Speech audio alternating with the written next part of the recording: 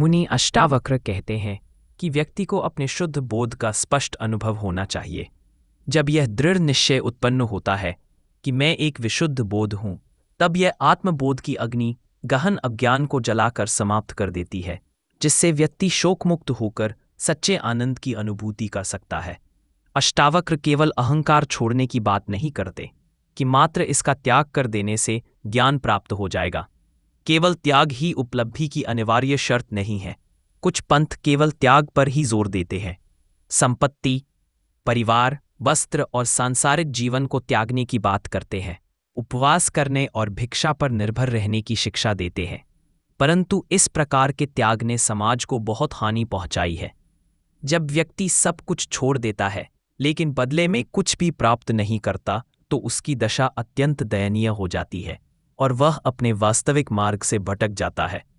यहाँ संशोधित संस्करण दिया गया है जो मूल अर्थ को बनाए रखते हुए एक नया रूप प्रदान करता है। धोबी के गधे की स्थिति ऐसी होती है कि वह ना तो अपने स्थान पर टिक पाता है और ना ही किसी और ठिकाने पर। लेकिन अष्टावक्र की दृष्टि हमेशा सकारात्मक और समाधानकारी होती है। वे कहते हैं कि केवल अहंकार त्याग देने या किसी चीज से विरक्त हो जाने मात्र से परम सत्य की प्राप्ति सुनिश्चित नहीं होती। इसके विपरीत त्याग का भ्रम भी हो सकता है और अहंकार सूक्ष्म स्तर पर बना रह सकता है। महज यह मान लेने से कि अंधकार नहीं है, वह समाप्त नहीं हो जाता। उसे मिटाने के लिए दीप प्रज्वलित करना आवश्यक है। इसी तरह अष्टावक्र आश्वस्त करते हैं कि आत्मज्ञान के लिए यह दृढ़ निश्चय कर लेना चाहिए कि मैं शुद्ध बोध स्वरूप आत्मा हूं। जब यह अनुभूति सच्चे विश्वास के साथ स्थापित होती है तो अज्ञान रूपी अंधकार, चाहे वह कितना भी गहरा क्यों ना हो, एक क्षण में विलीन हो जाता है। वास्तव में अज्ञान कोई स्वतंत्र अस्तित्व नहीं रखता, वह केवल ज्ञान के अभाव का परिणाम होता है। जब तक ज्ञान की प्राप्ति नहीं होती तब तक अज्ञान बना रहता है, लेकिन जैसे ही ज्ञान का प्रकाश फैलता है, अज्ञान स्वतः विलीन हो जाता है। केवल ज्ञान प्राप्त होने के बाद ही मनुष्य शोक से मुक्त होकर वास्तविक आनंद का अनुभव कर सकता है, क्योंकि अज्ञान के रहते वह कभी भी पूर्ण रूप से दुखों से मुक्त नहीं हो सकता। अज्ञान के कारण ही मनुष्य के मन में अनेक इच्छाएं जन्म लेती हैं और जब वे पूरी नहीं होती तो वह दुखी हो जाता है।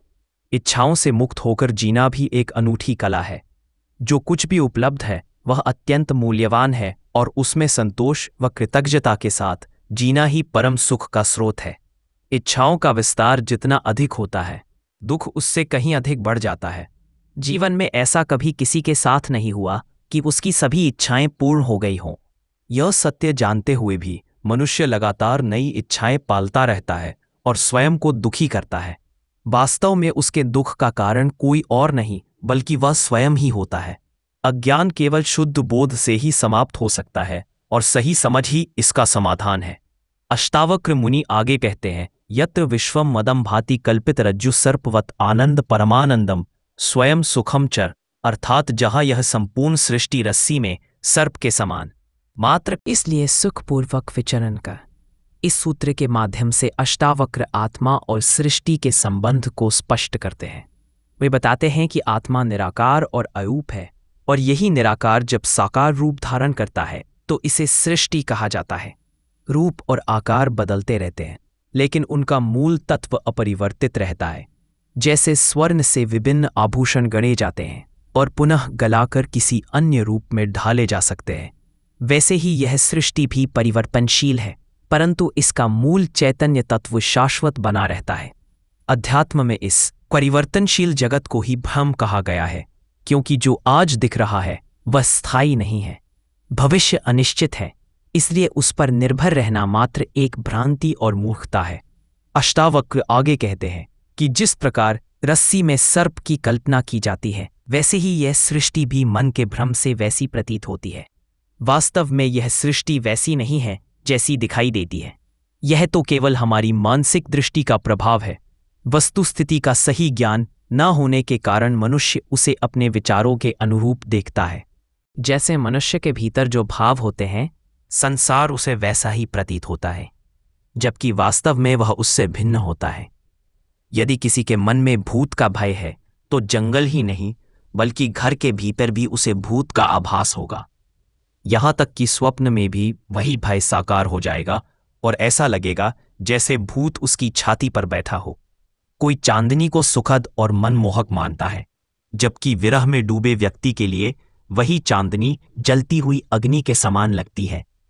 सुखी व्यक्ति को अपना घर स्वर्ग जैसा प्रतीत होता है, जबकि दुखी व्यक्ति को वही घर बोझिल और असहनीय लगता है। किसी को रस्सी सांप जैसी भयावह प्रतीत होती है तो तुलसीदास जी ने सांप में भी रस्सी का बोध किया। किसी के लिए यह संसार फूलों की सुंदर बगिया है तो किसी और के लिए यह कांटों से भरा जंगल है, जहां संघर्ष में फंसकर लोग त्रस्त होते रहते हैं। कुछ लोग मानते हैं कि ईश्वर ने इस सृष्टि को अत्यंत सुंदर बनाया। पर्वत, नदियां, झरने, मैदान, वन, समुद्र, बादल, इंद्रधनुष, सूर्य और चंद्रमा सभी अद्भुत हैं। वहीं कुछ लोगों को इस सृष्टि में केवल पीड़ा और दुख ही दिखाई देता है। दरअसल यह सब मनुष्य की मानसिकता और उसके देखने के दृष्टिकोण पर निर्भर करता है। सृष्टि जैसी दिखाई देती है वैसी ही प्रतीत होती है, लेकिन इसका कारण स्वयं सृष्टि नहीं बल्कि देखने वाले की दृष्टि है। ठीक इसी तरह ज्ञानी और अज्ञानी की अपनी अपनी दृष्टि होती है। अज्ञानी इस सृष्टि को ही परम सत्य मानता है, इसे शाश्वत और अनादि समझता है। उसका मत होता है कि इसे किसी ने बनाया नहीं बल्कि यही अंतिम सत्य है और इसके परे कुछ भी नहीं। नास्तिक यही तर्क देता है कि जो प्रत्यक्ष है उसे असत्य या भ्रम कैसे कहा जा सकता है। उसके अनुसार परमात्मा जिसे देखा नहीं जा सकता वह मिथ्या हो सकता है, लेकिन यह सृष्टि कभी भी असत्य नहीं हो सकती। वह इसे नित्य, शाश्वत और अपरिवर्तनीय मानता है। बुद्ध ने इस सत्य और मिथ्या के भेद का गहरा विश्लेषण किया है। उनका मत था कि यह सृष्टि न तो केवल भ्रांति है, न ही पूर्णतः मिथ्या, बल्कि यह सत्य अवश्य है परंतु शाश्वत नहीं। इसलिए इसे क्षणिक सत्य कहा जाता है। यह कुछ समय के लिए सत्य प्रतीत हो सकता है, लेकिन पूर्ण सत्य केवल वही होता है जो शाश्वत है। जो शाश्वत नहीं वह वास्तविक सत्य नहीं हो सकता। अष्टावक्र की दृष्टि विशिष्ट है क्योंकि वे इन तर्क वितर्कों से परे जाकर गर सत्य को प्रकट करते हैं। अद्वैतवादी भी यही समझाने के लिए रस्सी में सर्प, सीपी में चांदी, मृग मरीचिका, गहनों में सोना और घड़े में मिट्टी के उदाहरण देते हैं। अष्टावक्र कहते हैं कि यह संसार भी रस्सी में सर्प की तरह कल्पित प्रतीत होता है। इसका अर्थ यह नहीं कि सृष्टि अस्तित्वहीन है या मात्र एक भ्रम है, बल्कि इसका तात्पर्य यह है कि यह संसार, इसके वन, पर्वत, नदियां, झरने, जीव जंतु, वनस्पतियां सब वास्तविक हैं, लेकिन इनसे सुख की अपेक्षा करना वैसा ही है जैसे मृग मरीचिका का पीछा करना, जिसमें जल की आशा कभी पूरी नहीं होती।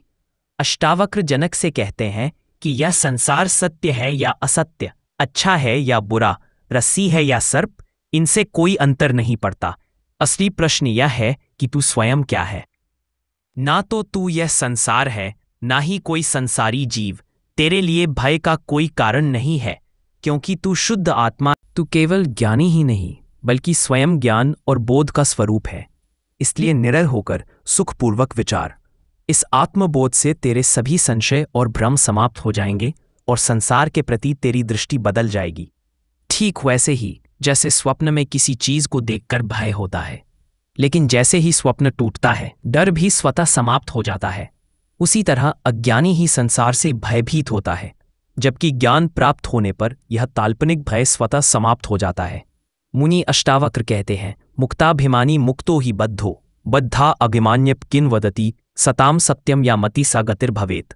अर्थात जो स्वयं को मुक्त मानता है वही वास्तव में मुक्त है, और जो स्वयं को बंधन में मानता है वही बंधन में रहता है। यह सत्य है कि जैसी मति होती है वैसी ही गति होती है। अष्टावक्र इस सूत्र के माध्यम से स्पष्ट करते हैं कि व्यक्ति की मानसिक स्थिति ही उसके जीवन की दिशा निर्धारित करती है। अध्यात्म में यह एक महत्वपूर्ण सिद्धांत है। इसी से जुड़ा एक और सूत्र है अंतमति सगति, जिसका अर्थ है कि मृत्यु के समय जैसी मति होती है वैसी ही गति होती है। इस विचार की पुष्टि के लिए अनेक कथाएं मिलती हैं। श्री कृष्ण ने भी गीता में कहा है कि जो व्यक्ति आसक्ति से मुक्त होकर कर्म करता है वह परम पद को प्राप्त कर सकता है। जनक और अन्य ज्ञानी जन भी आसक्ति से रहित कर्म करते हुए ही परम सिद्धि को प्राप्त हुए। गीता में भी कहा गया है, योग कर्मसु कौशलम, अर्थात जो व्यक्ति योग में स्थित होकर यानी स्थित प्रज्ञ होकर कर्म करता है वही मुक्ति का अधिकारी बनता है। अध्यात्म में ऐसे कई उदाहरण मिलते हैं जो सिद्ध करते हैं कि कर्म स्वयं में बंधन नहीं है, बल्कि उसके प्रति जो आसक्ति और राग होता है वही बंधन का कारण बनता है।